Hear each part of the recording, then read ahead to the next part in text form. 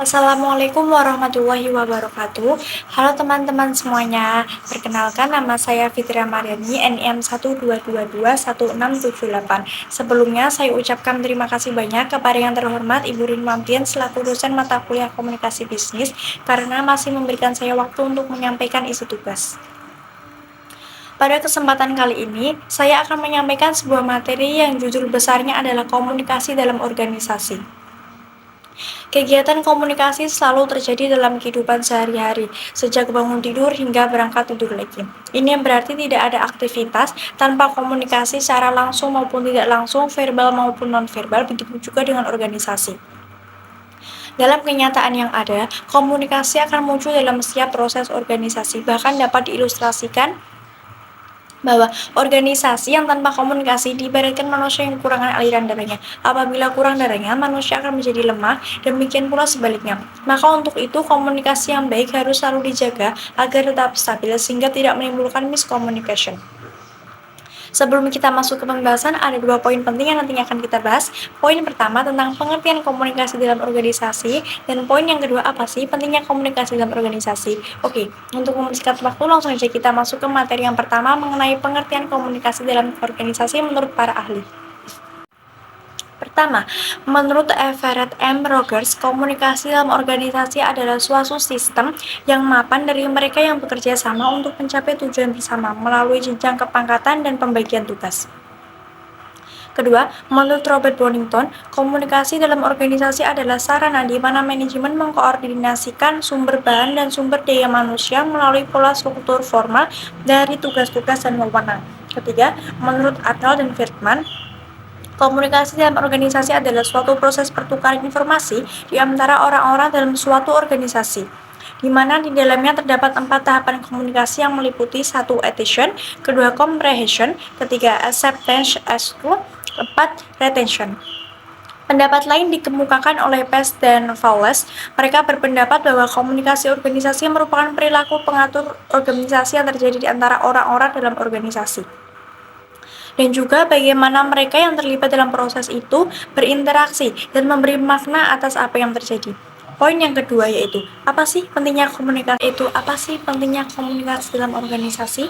Komunikasi dalam organisasi sangat penting. Mengapa begitu sangat penting? Kita harus menyadari betapa persoalan-persoalan organisasi makin hari cenderung makin rumit, dan terutama persoalan manusianya itu sendiri yang senantiasa berlanjut menjadi tantangan pokok yang harus dihadapi oleh setiap perangkat manajemen. Itulah mengapa kita harus menyadari pentingnya komunikasi dalam organisasi. Komunikasi merupakan elemen penting dalam organisasi, karena tanpa adanya komunikasi segala sesuatunya pasti tidak akan berjalan baik. Kemungkinan besar akan terjadi miskomunikasi dengan rekan kerja atau atasan yang dampaknya cukup besar bagi individu maupun organisasi.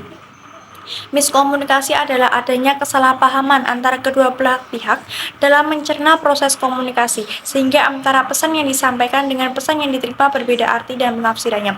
Jika kondisi ini terus berlanjut, tentu akan membawa dampak yang sangat buruk bagi kelangsungan organisasi. Bukan tidak mungkin akibat dari miskomunikasi adalah munculnya konflik-konflik di dalam organisasi. Sekarang saya akan masuk ke pembahasan. Komunikasi dalam suatu organisasi selalu merupakan komunikasi timbal balik demi kepentingan semua pihak.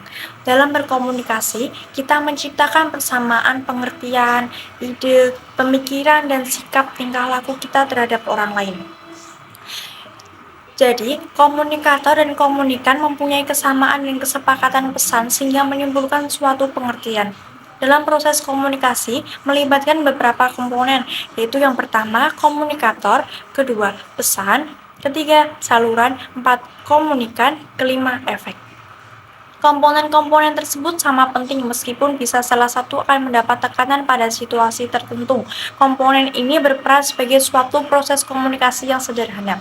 Teori komunikasi dalam organisasi terbagi menjadi 6 bagian, yaitu yang pertama sistem sosial, kedua kepemimpinan, ketiga kepribadian sosial, keempat kontinum, kelima public relation, 6 sistem.